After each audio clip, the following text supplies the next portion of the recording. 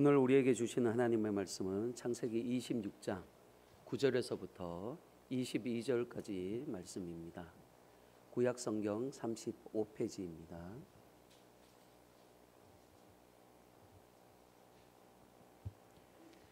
창세기 26장 9절에서부터 22절까지 말씀 한 절씩 교독하겠습니다.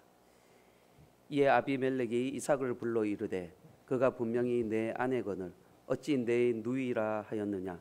이삭이 그에게 대답하되 내 생각에 그로 말미암아 내가 죽게 될까 두려워하였음이로라. 아비멜렉이 이르되 내가 어찌 우리에게 이렇게 행하였느냐. 백성 중 하나가 내 아내와 동침할 뻔하였도다. 내가 죄를 우리에게 입혔으리라. 아비멜렉이 이에 모든 백성에게 명하여 이르되 이 사람이나 그의 아내를 범하는 자는 죽이리라 하였더라. 이삭이 그 땅에서 농사하여 그 해에 100배나 얻었고 여호와께서 복을 주심으로 그 사람이 창대하고 왕성하여 마침내 거부가 되어 양과 소가 떼를 이루고 종이 심이 많음으로 블레셋 사람이 그를 시기하여 그 아버지 아브라함 때에 그 아버지의 종들이 판 모든 우물을 막고 흙으로 메웠더라. 아비멜렉이 이삭에게 이르되 내가 우리보다 크게 강성한즉 우리를 떠나라. 이삭이 그곳을 떠나 그랄 골짜기에 장막을 치고 거기 거류하며 그 아버지 아브라함 때에 팠던 우물들을 다시 팠으니 이는 아브라함이 죽은 후에 블레셋 사람이 그 우물들을 메웠습니다. 이삭이 그 우물들의 이름을 그의 아버지가 부르던 이름으로 불렀더라. 이삭의 종들이 골짜기를 파서 샘 근원을 얻었더니 그날 목자들이 이삭의 목자와 다투어 이르되 이 물은 우리의 것이라 하매 이삭이 그 다툼으로 말미암아 그 우물 이름을 에색이라 하였으며 또 다른 우물을 팠더니 그들이 또 다툼으로 그 이름을 신나라 하였으므로 이삭이 거기서 옮겨 다른 우물을 팠더니 그들이 다투지 아니하였으므로 그 이름을 르호봇이라 하여 이르되 이제는 여호와께서 우리를 위하여 넓게 하셨으니 이 땅에서 우리가 번성하리로다 하였도다. 아멘. 이 시간 담임 목사님 나오셔서 거부의 우물 전쟁이라는 제목으로 말씀 선포하실 때 많은 은혜 받으시길 바랍니다.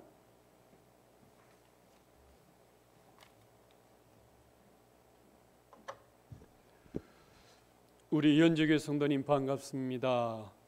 2022년도 새해가 활짝 열렸습니다. 아직까지 코로나가 가시지 않았고 위협이 있고 경제라든지 많은 문제들이 아직까지 봉착해 있지만 하나님께서 2022년도를 어떻게 새롭게 인도해 주실지 기대가 큽니다. 오늘 예배드린 우리 모든 연주교 성도님 가운데 하나님의 큰 은혜와 복이 넘쳐나는 가정 되시기를 주의 이름으로 축복합니다. 유다 최남방 땅에 살고 있던 이 이삭이 40세에 결혼을 합니다. 그리고 60세에 쌍둥이 에서와 야곱을 출산을 합니다. 그렇게 행복하게 살아가려고 하는데 이 가나안 땅에 100년 만에 처음으로 흉년, 기근이 임하게 되어집니다. 아버지도 죽고 없는데 이 이삭 부부가 자녀를 거느리고 살아가려니 막막한 거예요. 기억하십시오. 하나님의 자녀에게도 흉년이 기근이 온다는 것입니다. 그래서 이 흉년과 기근 때문에 이 백성들이 어려워하고 성도들도 같이 고민하고 하는 이 아픔들이 있는 이것이 이 땅 삶이라는 것입니다. 이 흉년과 기근에는 하나님의 큰 훈련 뜻이 있다는 것을 나중에 알게 되어집니다. 저와 여러분에게는 어떤 흉년이 있습니까? 사랑의 흉년이 있습니까? 건강의 흉년이 있습니까? 경제의 흉년이 있습니까? 자녀 문제의 흉년이 있습니까? 오늘 말씀 통해서 하나님께서 우리에게 이루고자 하는 그 훈련이 무엇인지를 함께 살펴나가기를 원합니다. 그래서 이 이삭은 흉년이 들었어요. 가뭄, 기근이 바짝바짝 다가왔습니다. 고민입니다. 이때 생각이, 그래, 물 많은 애굽으로 이사를 가자. 그 길밖에 더 있나 하고서는 출발을 합니다. 그때 하나님께서 제지를 해요. 이 땅 떠나지 마라. 이 땅은 하나님의 언약이 있는 땅이요, 메시아 오실 길을 예배해야 될 땅이요, 하나님의 복과 뜻이 있는 땅이기 때문에 가지 마라. 이렇게 막아주십니다. 그래서 조금 위에 있는 블레셋 땅이 옆에 있는데 그 그랄 지방까지 2주 목축을 하면서 이사를 가게 되어집니다. 그런데 이 강성한 블레셋 족속의 마을로 옆으로 딱 가려고 그러니까 걱정이 되는 게 있어요. 뭐냐 그러면은 내 아내가 너무 이쁜 거예요. 이 당시는 강탈, 탈취, 도둑, 이게 너무나 많은 시대이기 때문에 이 이쁜 아내를 빼앗아가면서 내가 죽으면 어떡하나, 이 두려움이, 불안이 엄습해지기 시작을 합니다. 그래서 이 이삭이 거짓말을 하게 돼요. 7절 말씀 보실까요? 그곳 사람들이 그의 아내에 대해서 물으매 그가 말하기를 그는 내 누이라 하였으니 리브가는 보기에 알이 따움으로 그곳 백성들이 리브가로 말미암아서 자기를 죽일까 하여 그는 내 아내라 하기를 두려워하고 내 동생이다 속이고 그 마을에 들어갑니다. 이것이 뭐냐 그러면은 타율의 문제라고 하나님은 우리에게 말씀하고 있습니다. 보십시오. 이미 자기 아내는 쌍둥이 아들 2명을 다 낳았습니다. 나이도 이미 65세 이상입니다. 뭐 송혜교처럼 이런 이쁜 나이가 아닙니다. 할머니입니다. 그런데 왜 이럴까요? 사람을 의식하는 거예요. 사람들이 나를 어떻게 보며, 사람들이 나를 어떻게 지키며, 사람들이 나를 어떻게 평가하는가, 사람들이 나의 어떤 위협을 가하지 않을까, 사람을 의식하는 이 본능이 이 이삭을 거짓말하게 만드는 죄를 짓게 했던 것입니다. 또한 하나님을 잊어버리는 거예요. 내가 지금 이 거짓말을 하게 되어지게 되면 이 도피하는 이 말로 말미암아서 하나님이 어떻게 들으실까, 어떻게 판단하실까, 이걸 잊어버리는 거예요. 지금 하나님께서 우리에게 말씀하시는 것은 이 타율의 문제라는 거예요. 너는 지금 누구를 의식하고 있냐는 거예요. 그래서 이 사람을 의식함으로 말미암아서 사람의 눈치를 봐야 되고 사람의 평가를 들어야 되고 이목에 맞춰주기 위한 일들이 우리에게는 너무 많다 보니까 내 삶이 아니라 타인의 삶을 살아간다는 거예요. 그래서 불행하다는 것입니다. 집을 사는데도요, 무리한 대출을 내가지고 감당치 못할 정도로 집을 사요. 왜? 좀 이렇게 해야 좀 떵떵거리고 잘 사는 거고 남이 좀 잘 봐주지 않냐는 거예요. 대학을 가는데도 이 정도는 가야 이 대학이 아니냐는 거예요. 하나님께서 인도하시는 그 대학이나 하나님의 뜻에 맞는 그 재능과 적성과 언사를 따라서 가는 것이 아니에요. 이 정도는 가야 되지 않냐는 거예요.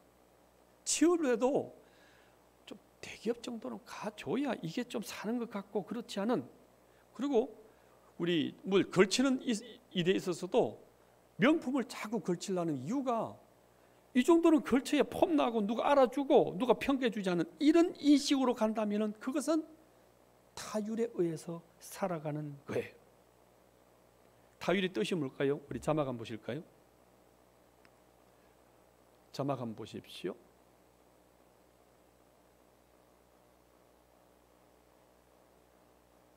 그곳의 사람들이 그의 아내에 대해서 물으니 그 타율이란 뭐냐 그러면은 율법이 밖에 있는 거예요. 헤테로모니, 밖에라는 헤테로하고 논이라는 율법, 법이 있는데 이 율법, 논의가 바깥에 있는 거예요.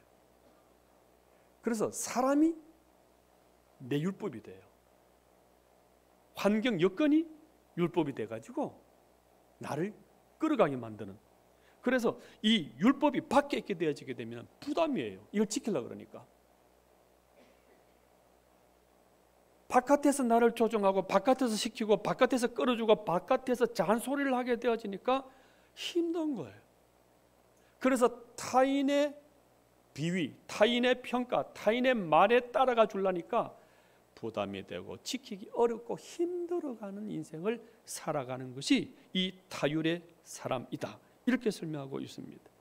이 사람들의 결과는 이렇게 됩니다. 잠언 29장 5절 25절 보십시오. 같이 읽어볼까요? 시작. 사람을 두려워하면 올무에 걸리게 되거니와 여호와를 의지하는 자는 안전하리라. 이 코로나를 주신 이유 중에 하나가 이런 거예요.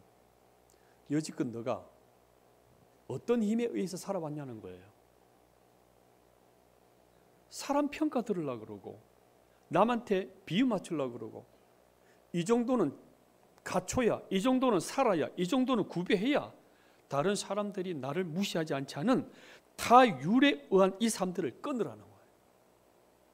다시 본연의 모습으로 점검하게 만드는 것이 이 코로나 기간의 목적이라 할 수 있습니다. 두 번째는 뭐냐 그러면은 자율이에요. 내 스스로 내가 자신이 법이 되는 거예요. 곧 율법이 없는 거예요. 독립적이고 성숙된 사람 같은데 자기가 율법이 되기 때문에 자기 올무에 걸리는 이러한 사람을 말합니다. 1절 2절 말씀 보십시오. 아브라함 때에 첫 흉년이 들었더니 그 땅에 또 흉년이 들며 이삭이 그랄로 가서 블레셋 왕 아비멜렉에 이르렀더니 여호와께서 이삭에게 나타나 이르시되 애굽으로 가지 말고 내가 네게 지시하는 땅으로 거주하라. 문제가 딱 부딪히니까 본능적으로 애굽에 가야지. 막혀서 물 좋은 곳으로, 물 많은 이집트로 가야지. 생각도 안 해봐요. 하나님의 뜻은 왜 이렇게 흉년이 왔을까? 왜 이렇게 막혔을까? 왜 이렇게 일이 터졌을까? 고민해보고 생각해보고 하나님의 뜻을 봐야 되는데 그냥 본능으로 물 많은 곳으로 이사 가야지, 농사 잘 되는 곳으로 빨리 내려가야지. 이런 자기가 율법이 되는 거예요. 내 안에 있는. 그래서 오토노미, 자동인 거예요. 율법이, 하나님의 진정한 율법이 없는 거예요. 이스라엘 백성들은 비가 오는 겨울 우기가 되면 비가 오기 때문에 평지로 내려가요. 이게 자동이에요. 자기들의 신념이고 자기들의 어떤 문화, 우기에 따른 관습이에요. 그래서 목초지에서 양떼를 먹입니다. 그래서 비가 안 오는 건기, 여름 시기가 점점점 다가오게 되면은 산 쪽으로 올라가요. 산 쪽 계곡 쪽으로. 그럼 올라가서 양떼를 먹이는데 이러한 신념, 습관, 경험, 본능적으로 움직이는 거예요. 그래서 자막 한번 보실까요? 자율, 오토노미. 이는 율법이 없는 거예요. 자기가 율법이 되는 거예요. 그래서 자기 신념으로, 자기 경험으로, 자기 주장으로, 자기 욕심으로 살아가기 때문에 나는 잘 산다, 나는 옳다는 교만에 빠지기 시작해요. 이런 분들은 주로 도덕적이에요. 아주 우리 기독교인들보다도 더 도덕적이고 더 잘 지키고 더 준수 잘하는 도덕적인 사람인 것 같은데 나와 같지 않으면 배척해요. 나와 다르면 편갈라버려요. 내 마음대로 사는 것 같기 때문에 자유롭게 살아가요. 잘 사는 것 같은데 혼란이 오고 끝이 안 좋아요. 왜요? 하나님의 율법이 아니라 자기가 율법이 되어서 살아가기 때문에 그런 것입니다. 그래서 이런 결과를 맞습니다. 잠언 14장 12절 14절 같이 읽어볼까요? 시작. 어떤 길은 사람이 보기에 바르나 필경 사망의 길이니라. 웃을 때에도 마음에 슬픔이 있고 즐거움의 끝에도 근심이 있느니라. 끝이 안 좋아요. 얽혀요. 혼란이 와요. 열심히 사는데, 잘 사는데, 나는 옳은데, 도덕적으로 잘 사는데 끝이 안 좋아요. 그래서 하나님께서는 세 번째로 신율의 사람으로 살아라 이렇게 말씀을 하고 있습니다. 이 신율의 사람은 뭐냐 그러면은 하나님의 법이 나의 율법이 되는 거예요. 하나님의 뜻이, 하나님의 말씀이 내 율법이 되어서 하나님의 율법, 신율의 사람으로 살아라 이렇게 말씀하고 있습니다. 이 아내가 잡혀갔잖아요. 어떻게 됐을 것 같아요? 이삭이 남자답지 못해서, 남편답지 못해서 지가 살아보려고 아내를 누이라 속여서 뺏겼잖아요. 그럼 이제 어떻게 되는 거예요? 끝장나는 거예요. 내 연약함, 내 실수 때문에 가정 파괴가 된 거예요.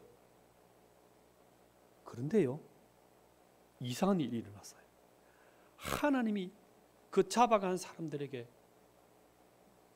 개입하신 거예요. 11절 보십시오. 아비멜렉 왕이 이 모든 백성에게 명하여 이르되 이 사람 이삭이나 그의 아내 리브가를 범하는 자는 내가 죽여버린다. 아니, 이삭은 이 엘리멜렉이라는 왕 사람도 몰라요. 이 블레셋 족속의 왕을 모른단 말이에요. 그런데 이 사람이 무다히 이삭 건드리지 마, 아내 건드리지 마. 왕이 나서서 이삭과 이 가정을 보호해 주는 거예요. 자기도 몰라요. 이걸 뭐라 그래요? 신율이라고 얘기하는 거예요. 하나님의 뜻이, 하나님의 역사가, 하나님의 힘이 작동돼 가지고 그냥 해결해 줘 버리는 거예요. 이걸 뭐라 그러냐 그러면은 율법이 아니라 은혜. 그래서 율법이 내 안에 계시는 거예요. 이걸 나와 무관하게 하나님이 역사해 버리니까 이것이 그냥 저절로 이루어져 버리는 거예요. 이삭 스스로는 안전하게 살아갈 만한 힘, 능력 없어요. 그런데 하나님께서 이방 왕에 통해 가지고 이삭의 그 짓, 실수까지도 다 보완해서 가족을 보호하고 이삭을 보호하는 이런 초월적인 은혜가 나타나는데 이것이 신율, 하나님 역사해 버리는 거예요. 하나님의 주권적인 열심, 신실하신 이 아버지 하나님이 이 자녀들을 보호하셨던 거예요. 왜 그랬을까요? 그 이유는 두 가지예요. 첫째는 이 하나님께서는 이 자녀들을 사랑하시기 때문에 그래요. 죄짓고 거짓말하고 비겁한 이 이삭을 사랑하시는 우리 아버지이기 때문에 그런 거예요. 두 번째는 언약이기 때문에 그래요. 이 언약을 따라 예수 그리스도가 오셔야 되고 너 가문을 통해서 이 부부 사이를 통해서 후손이 나오는데 그 후손을 따라서 메시아 예수님이 오셔야 되기 때문에 이 가정을 보호하실 수밖에 없는 거예요. 그래서 이 언약의 가정 가운데 신실하신 하나님이 지키고 보호하셔서 예수 그리스도의 복음이 십자가 사랑 부활 은혜 이 복음의 역사를 위해서 가정을 보호하고 지키고 계셨던 거예요. 알고 보니까 수십 년 전에 학자들은 100년 전이라 그러는데 아버지 아브라함이 똑같이 거짓말한 적이 있었어요. 당신 사라 너무 이쁘다. 그래서 내가 당신 빼앗기고 내 죽을 수 있으니까 당신 내 누이라서 한번 속여보자. 그래 합의해가지고 이 엘리멜렉이라는 이 왕에게 또 뺏겨요. 엘리멜렉이라는 사람 이름이 아니라 왕 이름, 왕 직책을 말해요. 애굽의 왕은 뭐라 그러죠? 바로라 그래요. 서양의 왕은 뭐라 그래요? 킹이라 그래요. 한국의 조선시대의 왕은 뭐라 그래요? 말 그대로 왕이라 그러잖아요. 그래서 왕, 킹, 대통령 이렇게 하는 것처럼 블레셋 족속의 왕은 엘리멜렉이라 그래요. 그래서 이 엘리멜렉이라는 이 왕이 아브라함 때도 이미 이런 일이 있었단 말이죠. 그런데 아브라함의 실수였고 아브라함의 비겁함이었고 아브라함의 거짓말이었는데 하나님이요 이 엘리멜렉 왕을 또 건드려 버려요. 이미 수십 년 전에 20장 앞으로 쑥 넘어가 보십시다. 7절 보십시오. 하나님께서 이제 그 사람 아브라함의 아내를 돌려보내라. 그는 선지자라. 그가 너 엘리멜렉을 위하여 기도하리니 내가 살려니와 내가 돌려보내지 아니하면 너와 내게 속한 자가 다 반드시 죽을 줄 알아라. 하나님이 이 가정 속에 들어가 버리는 거예요. 그래서 내 실수, 내 실책, 내 연약함 때문에 내가 받아야 될 그 어떤 대가들, 내가 받아야 될 그 저주들 하나님이 해결해 버리는 거예요. 이걸 뭐라 그래요? 신율이라고. 이러한 하나님이 스스로 역사하시고 하나님이 스스로 돌보시는 신율의 역사가 저와 여러분에게 넘쳐나는 새해가 되시기를 바랍니다. 그래서 아버지도요 하나님의 개입으로 살아나고요, 그 아들 이삭도 2대에 걸쳐서 하나님의 신율이 나타나가지고 이들을 싹 풀어줘 버리는 일이 일어나는 거예요. 오늘 이 본문 말씀을 통해 하나님께서 우리에게 이루시를 원하시는 것은 뭐냐 그러면은, 다른 사람 타율에 의해서 셀리드가 시키니까 오고, 그 집사님이 시키니까 오고, 장로님이 목사님이 전화하니까 오는 이런 신앙, 이게 아니라는 거예요. 또한 내 스스로 내 잘하니까, 내 의인이니까, 내 도덕적이니까 이러한 자율적인 그 신앙으로 교만한 인생 살아서도 안 된다는 것을 말씀해 주시는 것이고요, 하나님이 이루어가시는 거야. 데오노미, 데오, 하나님이 율법이 되셔서 우리를 인도해 가시는, 이 하나님이 우리의 주인 되시고 하나님이 능력 되시고 하나님이 우리 인생을 끌어가신다는 이 신앙으로 너가 올라가야 되지 않겠니? 그래서 하나님이 이 그랄 땅에 훈련을, 흉년을, 기근을 주셨던 이유가 여기에 있는 것입니다. 신율 한번 읽어볼까요? 좀 전에 읽으셨나요? 하나님의 법, 하나님의 뜻, 하나님의 말씀이 내 안에 있어가지고, 그러니까 안에 있으니까 부담이 안 되는 거예요. 바깥에서 시키면 부담이 돼요. 어려워요. 따라 가려니까. 그런데 이 율법이 내 안에 있다 보니까 쉬워지는 거예요. 이게 즐거운 거예요. 이 흉년의 땅이 어떻게 됐을 것 같아요? 이 안에 계신 말씀이, 그 신율이 어떻게 말씀하셨냐 그러면은, 애굽 땅 가지 마라. 흉년이 왔어? 그래도 있어봐.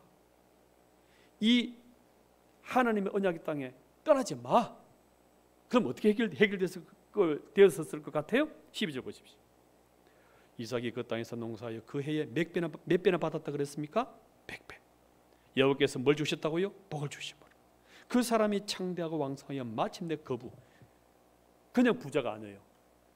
거부가 돼가지고 이들에게 증거가 된 거예요. 이 농사를 짓는다는 건 쉽지 않습니다. 이때까지 양떼, 소떼 몰고 다니는 축산업도 아니죠. 유목민이에요. 그냥 떠돌이하는 사람이기 때문에 씨앗을 심어본 적이 없는 사람들이에요. 그런데 처음으로 농사를 지었는데 100배가 거부가 된 거예요. 자기와는 모자람, 연약함, 실수와는 무관하게 하나님 역사해 버리니까 이런 일들이 일어나지더라는 것입니다. 그래서 네 인생은 하나님이 인도하신다, 하나님이 지키신다, 하나님이 풍족하게 해주시고 하나님께서 거부되게 하신다는 그 훈련을 흉년을 통해서, 기근을 통해서 이 이삭에게 시켜왔던 것입니다. 그럼 한 가지 질문해 보시면 좋겠어요. 100년 만에 온 가뭄이에요. 어떻게 이렇게 100배 수확을 올 수 있었을 것 같아요?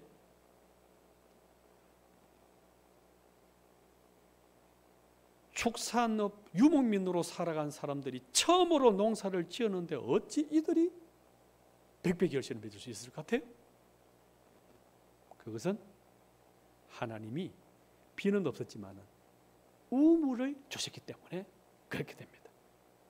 이 우물이 하나가 있으면요, 사방 2km까지 농사를 지을 수가 있어요. 하나의 큰 기업체가 되어요. 그래서 우물마다 이름을 짓고 그것이 마을이 형성이 되어버려요. 그 정도로 중요한 가치가 우물입니다. 이 이스라엘 백성들은 광야고 사막이 있고 박토기 때문에 물 자체가 귀한 땅이에요. 그런데 이 우물 하나 딱 가지니까 마을이 형성이 되고 기업체가 되어지는 것이고, 이것이 그냥 모든 삶의 터전이 되어 버리는 것입니다. 그런데 이러한 100배의 복과 또 이 우물을 주니까 이 하나님의 복은 혼자 오는 것이 아니라 반드시 같이 오는 게 있어요. 그게 뭐냐 그러면은 시기, 질투, 시샘이에요. 하나님의 자녀가 잘 되니까 이 시기와 질투와 따라오더라는 거예요. 이게 세상이다, 이렇게 설명하고 있습니다. 그래서 15절을 보시게 되면 이 엘리멜렉 왕과 이 블레셋 사람들이 배가 아픈 거예요. 저 히브리 사람, 저 사람들이 우리 땅 건저리에 다가와 가지고 농사를 짓는데 우리도 안 되는 농사가 저들은 잘 되니까 이게 시기심이 일어나는 거예요. 우리는 우물을 파도 안 되는데 야들은 우물 파기만 파면 잘 되니까 나오니까 시샘이 일어나게 시작을 합니다. 그래서 보시게 되면요, 15절에서 우물을 메어버려요. 이 우물을 메었다는 것은 뭘 말하는 거예요? 생명줄을 끊어버리는 거예요. 곧 전쟁을 선포하는 거예요. 한번 붙자는 거예요. 이것이 성도의 복받은 삶에 시기심 받는, 질투받는, 전쟁받는 인생이 이거다. 이렇게 우리에게 설명하고 있습니다. 그래서 15절에 일이 일어나죠. 그래서 그래. 19절에 보시게 되면 양보하고 내려가요. 그래서 다른 곳에 가서 우물을 팠는데 여기서 우물이 나오죠. 에색이라는 이름을 또 지어줘요. 그리고 또 우리 땅이니까 너가 나가. 또 공격이 들어온 거예요. 그래서 21절에 보시게 되면 신나, 이것은 시트나라는 원어인데 이 신나라는 우물 또 파요. 그래서 또 찾아와서 우리 땅이니까 나가. 22절에 보시게 되면 르호봇, 또 이제 스스로 내려가서 23절, 24, 25절 보시게 되면 부엘세바, 이까지 계속 내려가요. 여러분, 모두 몇 번을 뺏기냐 그러면은 5번을 뚫으면서 4번을 뺏겨요. 여러분 재산을 양보할 수 있을까요? 이게 하나님이 우리를 향하여 훈련시키는 부분이에요. 이것을 공격당하고 뺏을 할 때 그래 가져가, 이 한다는 게 얼마나 어려운지 한번 보십시다. 이 우물의 깊이 사진 한번 보실까요? 이게 우물인데 물이 워낙 귀한 땅이고 광야고 박토기 때문에 물 자체가 없어요. 그러면 한참을 내려가야 돼요. 저 위에서 내려가 보십시다. 경사를 져서 내려가요. 또 꺾어요. 또 꺾어요. 또 꺾어요. 그 밑에 내려가는데 또 태양이 없는 곳에 또 더 깊게 내려가게 되면 이 계단이 보통 한 110개 정도 돼요. 이렇게 파야 하나의 우물이 나올 수가 있어요. 이것도 블레셋 족속들은 이런 걸 잘 못해요. 그런데 이렇게 깊게 파니까 하나님이 이 우물을 주셨는데 이걸 빼앗긴다? 얼마나 힘들겠습니까?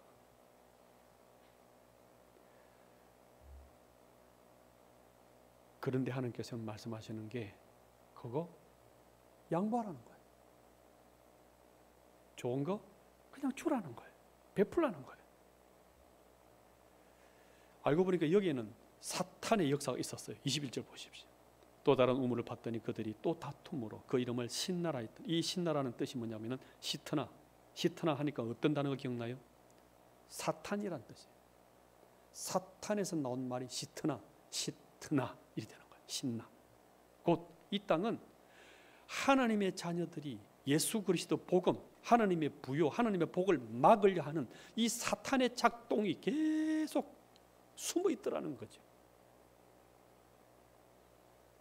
그래서 그럼에도 불구하고 이들은 다투지 않았어요. 그리고 그 이름을 르호봇이라 하여 이제는 여호와께서 우리를 위하여 넓게 하셨으니 이 땅에서 우리가 번성하리로다 하고 넘어가게 되어집니다. 하나님의 말씀은 뭘까요? 다투지 말라는 거예요. 양보하라는 거예요. 이 경쟁 속에서 어려움과 투쟁과 이 라이벌 의식 살아가고 있는 이 땅에 너희들 줘버리라는 거예요. 양보하라는 거예요. 뺏긴다는 것은 이 부당한 거예요. 그러나 정당함을 넘어서 너가 양보하는 하나님의 자녀가 되라는 거예요. 불의를 넘어서 양보하는 사람이 되라는 거예요. 계산을 넘어서 베푸는 사람이 되라고 말씀하고 있는 것입니다. 그러면 나머지는 내가 알아서 해주겠다는 거예요. 빼앗기는 것 같은데 하나님이 채워주시겠다는 거예요. 잃는 것 같은데 하나님이 지켜주신다고 그렇게 말씀하고 있는 그 믿음을 훈련시키고 있는 것입니다. 결과는 어떻게 됐을까요? 하나님이 다 채워주시는 거예요. 뺏긴 것 같은데 하나님이 채워주셔요. 타지도 않은 것 같은데 하나님이 탁탁 다 채워주셔가지고 이루어지는 거예요. 그래서 우리 인생이 내가 쟁취하고 내가 지키고 내가 잘했기 때문에 되는 것이 아니라 하나님이 신율, 하나님이 지켜주고 하나님이 인도해 주시고 하나님이 보호하시니까 된다. 그게 인생이다를 깨닫게 해주고 훈련시키는 것이 이 과정이라는 것입니다. 빌립보서 1장 6절 말씀 한번 읽어볼까요? 시작. 너희 안에 착한 일을 시작하신 이가 그리스도 예수의 날까지 이루실 줄을 우리는 확신하노라. 타율, 그것 때문에 살아가시게 되면 불행해져요. 남의 인생 사는 거예요. 자율, 교만해지고 끝이 안 좋아요. 그런데 하나님께서 말씀하십니다. 신율로 살아가라. 말씀대로 양보해주고 말씀대로 베풀고 말씀대로 정직하게 살아가라. 그러면 하나님이 채워주신다. 그럼 우리 이렇게 질문하셨잖아요. 언제까지 양보해야 됩니까?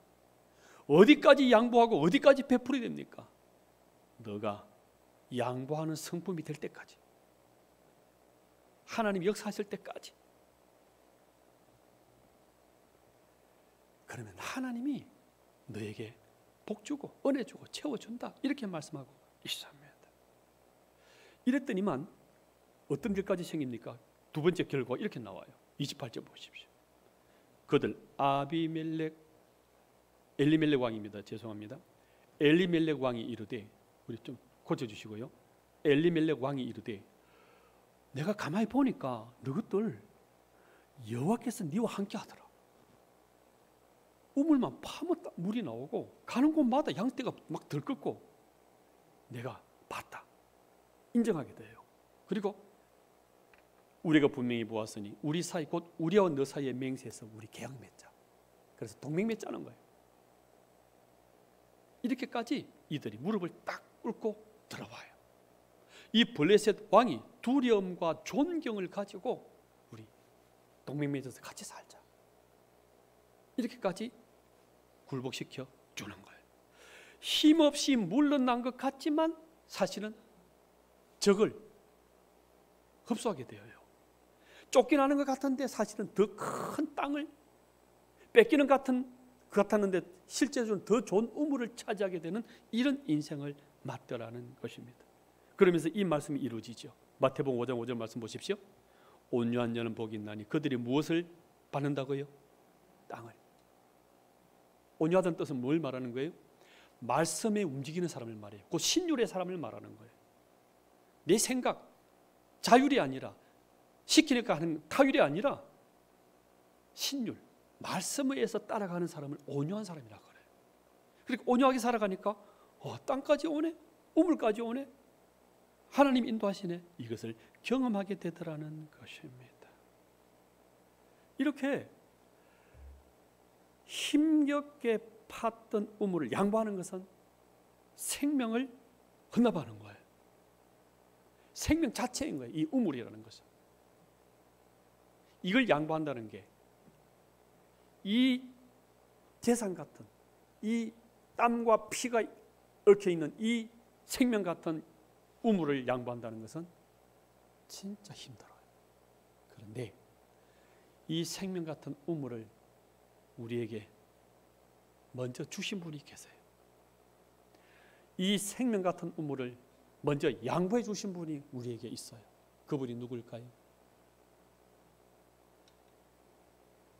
죄의 흉년을 맞이하고 있는, 사망의 흉년을 맞이하고 있는, 실패와 저주의 흉년을 맞이하고 있는 우리에게 죽으시는 생명을 던지러 오신 분이 바로 예수님이십니다. 요한복음 4장 13절 보십시오. 예수께서 대답하여 이르시되 이 물을 마시는 자마다 다시 목마르려니와 내가 주는 물을 마시는 자는 영원히 목마르지 아니하리니 내가 주는 물은 그 속에서 영생하도록 솟아나는 샘물이 되리라. 이 땅에 있는 우물 잠시라는 거예요. 그럼 목만 축이는 소금물에 불과한 거예요. 그런데 내가 이 땅에 생명을 던져서 너희들을 살려주는 그 구원을, 그 은혜를, 그 영생을, 그 권능을 내가 너에게 주기 위해서 이 땅에 왔다.